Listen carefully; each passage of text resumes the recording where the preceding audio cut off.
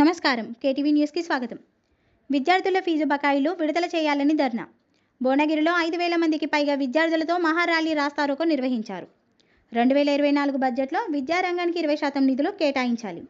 పల్లగొల్ల మోదీ రామ్దేవ్ విద్యార్థులకు పెండింగ్లో ఉన్న 7,000 కోట్ల స్కాలర్షిప్ ఫీజు రీఎంబర్స్మెంట్ బకాయిలను విడుదల చేయాలని వేలాది మంది విద్యార్థులు భువనగిరి బాయ్స్ గవర్నమెంట్ కాలేజ్ నుంచి ప్రిన్స్ చౌరస్తా వరకు ర్యాలీ రాస్తారోకో చేపట్టారు.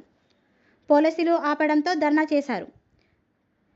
పల్లగొర్ల మోదీ రామ్దేవ్ మాట్లాడుతూ విద్యార్థులకు రావాల్సిన 7,000 కోట్ల స్కాలర్షిప్ ఫీజు బకాయిలు ఇవ్వకుండా పేద విద్యార్థులకు విద్యను దూరం చేస్తుందన్నారు. ఈ ప్రభుత్వంపై మండిపడ్డారు. ఆత్మ గౌరవానికి సంబంధించింది గత 10 ఏళ్ల నుంచి చూస్తున్నాం.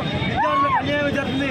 అయినా ఈ ప్రభుత్వం ఏమని చెప్పింది, ఈ ప్రతిపక్షంలో ఉన్నప్పుడు మేము అన్ని విద్యార్థుల సమస్యలు పరిష్కారం చేస్తామని చెప్పింది. అదే విశ్వాసంతో ఓట్లేసి గెలిపిస్తే ఇలా విద్యార్థులు శవాల మీద పేరాలేరు కదా.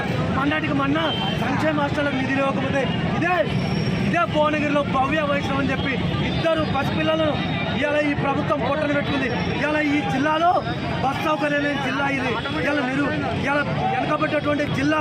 ఈ జిల్లాలో ఇప్పటికీ విద్యార్థులు 10 మంది హాస్టల్లో చదువుతున్న విద్యార్థులు చనిపోయారంటే ఈ ప్రభుత్వం సిగ్గులేని ప్రభుత్వం ఏ విధంగా విద్యార్థులపై రాజకీయం చేస్తుందో స్పష్టంగా అర్థమవుతుంది.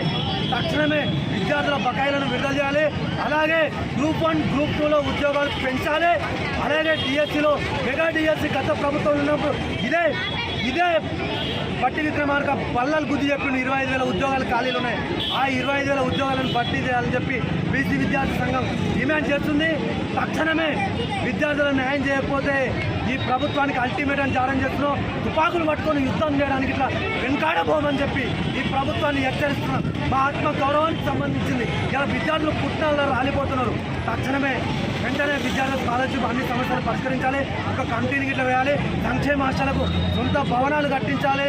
సంక్షేమ హాస్టళ్లకు మెస్ ఛార్జీలు పెంచాలి. లేని ఎడల ఎంపీ ఆర్ కృష్ణ ఆధ్వర్యంలో ఉద్యమాన్ని ఉధృతం చేస్తాం. అసెంబ్లీని బద్దలు కొడతాం. ప్రగతి భవన్ని బద్దలు కొడతామని చెప్పి ఈ ప్రభుత్వాన్ని